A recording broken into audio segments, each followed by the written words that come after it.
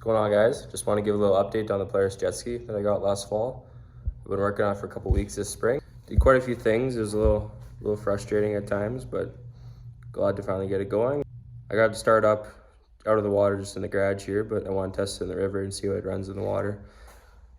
So yeah, I'm just going to go over everything that I did to this jet ski, then we're going to go put it in the river and test it out. So this is the 1997 Polaris SLT 780 jet ski that I picked up late last summer. Picked it up in late August, didn't have much time to work on it and get it running. Picked it up from a guy. He said it hadn't ran for 3+ years. He went to try and start it this year, and there's no power to the starter. It wouldn't turn over, it just clicked. So got a fairly good deal with the trailer. I'm gonna fix her up a bit, but didn't have much time last fall, so it sat all winter as I didn't have time with school. So I'm done school and back to work. Finally got some time after work throughout the week to work on this thing. So yeah, after a few weeks, I got to work on it and dive right in. I'll show you what all I did to it to get it running. So when I first picked this up in the fall, the guy said there's no power to the starter. It would not turn over, it would just click. So the first thing I did was open up this electrical box and see if there's any corrosion in there. And of course, there's quite a bit. It was sitting for 3+ years, so some moisture eventually got in there and corroded the board. So after looking in the box, I realized it probably wasn't salvageable, some of the parts. So I went on eBay. I found a used electrical box that had a good electrical board. This is the old one I took off. You can see lots of corrosion. This mount right here was broke right off. There's lots of corrosion. I didn't want to try to get it running with this. I wanted a fresh start. So I ordered a used electrical box for the same jet ski off eBay. I got some backup parts now too, so I got extra coils, CDI box, another solenoid if I need it. So yeah, I got a couple extra parts. It was a little expensive, but I didn't want to start out working on this with this corroded electrical board. So once I got all that, replaced all the workings of the electrical board, clean all the connections on the solenoid. There's corrosion there. Clean all the grounds in there. So the next thing I did was clean the ground at the bottom of the motor. It goes from the negative terminal to the battery, runs down along, and attaches down at the bottom of the motor there. Clean that had some corrosion on it. Once I cleaned the ground at the bottom of the motor, I got a new battery for it, as it didn't come with one when I got it. Hooked up the battery, it was still clicking, same problem. So once I know all this electrical box, everything was clean and good, next thing was the starter you had to try. So the starter on this thing, there's only 2 bolts holding it on, but it's under this whole pipe. So you gotta take this pipe, loosen it up, move it around a bit. I ended up having to take this exhaust piece out, undo the clamps here, undo these bolts here, there's bolts up there, there's bolts down there too. So I loosened up this pipe, moved it around a bit so I was able to get my hands down under to the starter. Got a little bar in there, banged on it a bit when I was trying to start it. Still clicking, still nothing.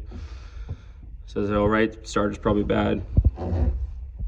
So I wiggled this pipe around some more. I was able to get at the bolts after many frustrating minutes. I was able to squish my hands down to get to the bolt, 2 bolts on the starter. Loosened those up, pulled the starter out. And it actually came apart when I loosened it up. And the inside was all corroded and everything, so went to town and ordered a new starter. Had to wait a couple days. Once the new starter came in, squished it back down under there. This jet ski was a real pain to work on. Everything's upside down and under things. Drop a bolt, you gotta get a magnet to try and get it. So I was able to get the starter back on, hook the starter back up, tighten the bolts. So once I got the new starter on, make sure all the connections were clean again, all the electrical connections. Connecting to the battery, inside the electrical box, the ground, clean that ground and connection at the bottom of the engine plate again. I went to turn it over, and I finally got the turn over. So now once I got this jet ski to turn over, the next step was to replace all the fuel lines and oil lines. I didn't want to risk having any buildup in the fuel and oil lines and have the engine blow up in me, so went to Napa and got a bunch of fuel line. I replaced all the fuel lines coming from the pump, from the tank, to the carbs, Also grabbed new oil lines to run from the oil pump to the carbs, as the old ones were a little shot and pretty stiff, able to crack pretty easy. These were the old fuel lines. As you can see, they're pretty grungy, and there were lots of reviews online that get rid of these right away because the gas breaks down the inside of them, and they can clog up your carbs and blow up your motor. So got all new automotive fuel lines. This is one of the old oil lines. It's really old. Want to put fresh lines on. Also, a little bonus, I got some clear lines so I can tell if there's oil going on the carbs. So that was another few hours of struggling, replacing all the fuel lines and oil lines. Same thing again, just tight working spaces, trying to get everything tight, make sure it's all good. There's actually a lot more fuel lines than I thought in here. Up at the front of the machine here, there's fuel lines going up to the fuel water separator. Fuel lines going to the shut-off switch. So replaced all those fuel lines. Want to get all the old gas out of the lines. Took the fuel water separator off, emptied all the old gas out of there. Siphoned all the old gas out of the tank is at least 3+ years old. You can definitely tell by looking at it. Just want to make sure everything was fresh before I rebuilt the carbs and try to run this thing. So once I redid all the fuel lines and oil lines, next was to take off the carbs. Once again, this wasn't super easy to do. There's 2 nuts on the bottom of each of these carbs. They're a pain to get at. You can only do about a quarter turn at a time. A ratchet wrench won't fit on them. So eventually I was able to get these carbs off, pulled them all off, took them all apart, put them on the workbench. Got a rebuild kit off Amazon, and rebuilt all 3 of these carbs. Wasn't too bad once you got the carbs off. Fairly simple, but it was a little tedious because you got 3 carbs, you have to do it 3 times. Takes a little bit longer. Once rebuilt all the carbs, put them all back together, put it back on here. I had to reach down, put those nuts back on here. Very tedious again. Dropped a couple, had to get a magnet, try to find it at the bottom of the motor. Just a very tedious process and a little frustrating at times, but I was able to get the carbs back on. Hooked all the fuel lines back up to the carbs. So now the fuel system is all clean and ready to go.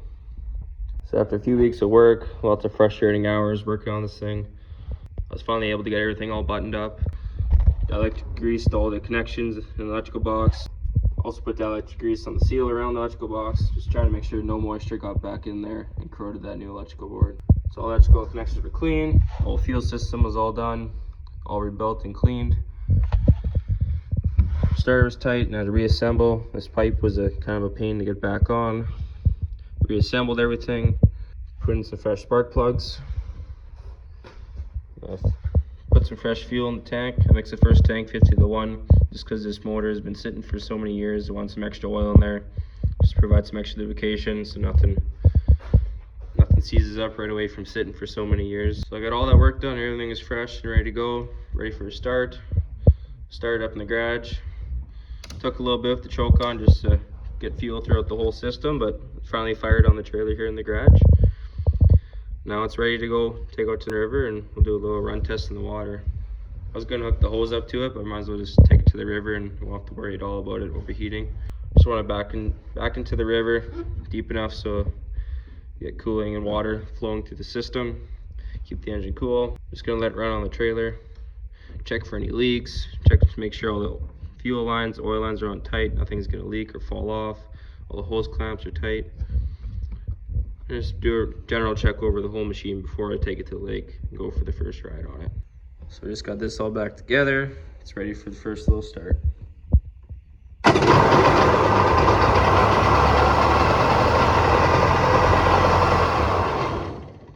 There you go, started right up. Just put that battery in. When the first time I started, I had the just 12-volt boat battery over there. So jumper cables up to the positive and negative terminals. I started that way. First one started with all the fuel lines all empty. I had to prime the system again, so I took some cranking with the choke wide open. Eventually got the fire, but now it's no choke, starts right up. So it's ready to take to the river now. I'm just gonna take this battery out. I'm just gonna use the 12-volt boat battery again with the jumper cables just to start it over. Then I'll just take the battery out. Just a little precaution in case some water gets in there or something. So don't want the brand new battery getting ruined, so I'm just gonna take that 12-volt setup here, hook up the jumper cables down to the connections. Once it starts, disconnect the connections, take the battery, and keep it in a safe spot.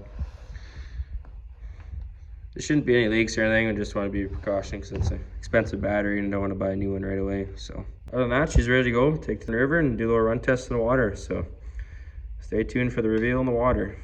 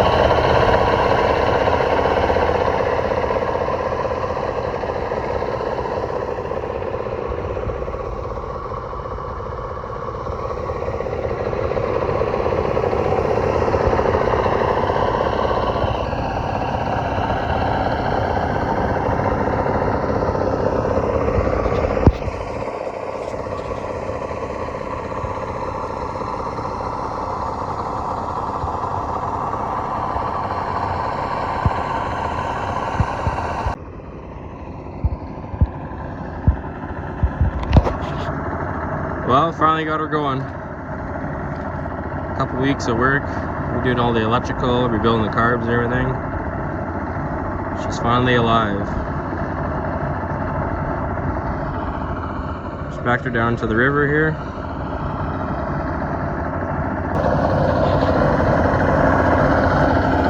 Just checking everything over.